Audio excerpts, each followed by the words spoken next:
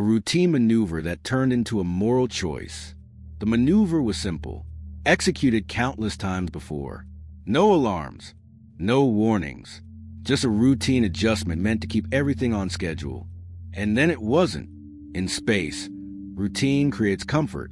Comfort creates speed. And speed can hide decisions we don't realize we're making. The repetition of familiar tasks trains the mind to operate on assumption rather than analysis. When a procedure has been completed successfully dozens of times, the expectation of success becomes automatic. That expectation is efficient, but it is also dangerous because it reduces the window in which a problem can be recognized before commitment becomes irreversible. To understand why this moment still matters today, we need to understand how morality enters spaceflight quietly, not through grand dilemmas, but through ordinary actions that suddenly carry consequence. Ethics in orbit does not arrive as a philosophical debate. It arrives as a technical detail that raises a question no checklist was designed to answer. The moral dimension of spaceflight lives in the margins, in the small spaces between what is permitted and what is right. The astronaut prepared for maneuver as trained. Numbers checked, angles confirmed, timing precise. The spacecraft responded smoothly at first. Every indicator showed the system performing as designed. The procedure was progressing exactly as expected. Then a new variable appeared, a change so small it barely registered, but its implication was immediate. Proceeding would protect the mission timeline. Adjusting would protect something else entirely. The variable did not demand attention. It requested it, and in that quiet request was a choice that the astronaut could either acknowledge or overlook. The astronaut paused. This was no longer about mechanics. It was about choice.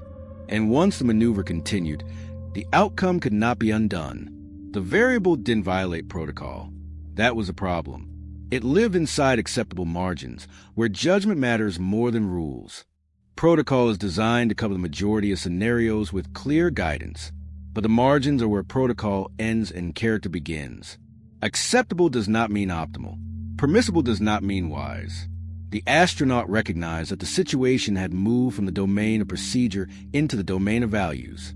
Continuing as planned would save fuel, preserve objectives, keep the mission efficient. On paper, it was the correct decision. Every metric supported it. Every model validated it. The maneuver was cleared, approved, and consistent with the mission plan.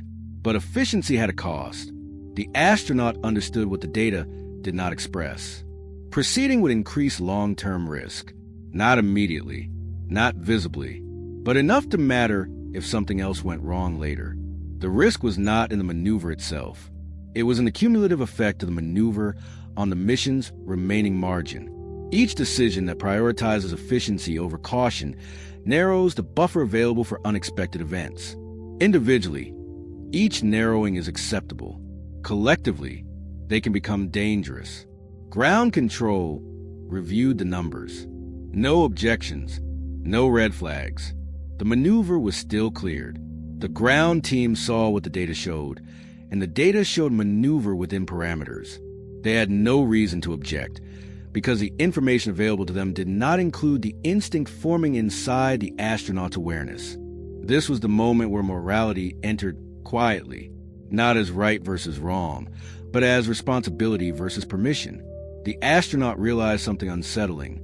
Protocol allowed the maneuver, but allowance is not the same as justification. Permission from a system does not transfer responsibility to that system. The astronaut would carry the outcome regardless of what the protocol permitted. Authorization does not absorb consequence. Acting now would prioritize mission success. Adjusting would prioritize safety beyond requirement. Neither choice violated rules. Only one revealed values. And with limited time, the astronaut had to decide what mattered more when no one was forcing the answer. There was no external pressure to choose one path over the other. The decision was entirely internal, shaped by the astronaut's understanding of what the mission owed to the future, not just the present. The pause felt longer than it was. Seconds stretched under the weight of consequence. The astronaut replayed the logic quickly. No alarms, no directives to stop. The system would tolerate the maneuver. Probably, that word, probably, carry more weight than any alarm could. Alarms deal in certainty, probably deals in judgment. And judgment in this moment was the only tool that mattered. But space does not reward probability. It punishes assumption. The astronaut imagined the future path, not just the next hour, but the next day, the next emergency, the moment when margins would matter more than efficiency. If a future crisis required the resources that this maneuver would consume, the decision made now would become the cause of a problem that had not yet occurred. The astronaut was not just choosing for the present. They were choosing for every scenario that might follow. This was the true conflict, not between success and failure, but between obligation and conscience. Obligation said complete the maneuver as planned. Conscience said protect the margin that might be needed later. Obligation followed the rules. Conscience followed the reason behind the rules, the reasoning that the rules themselves could not fully capture. The choice was made quietly. The maneuver was altered. Fuel was spent. The timeline slipped. Objectives narrowed slightly. Nothing dramatic happened. From the outside, the adjustment was minor, a slight modification to a routine procedure, the kind of change that barely registers in a mission log. But the risk curve changed.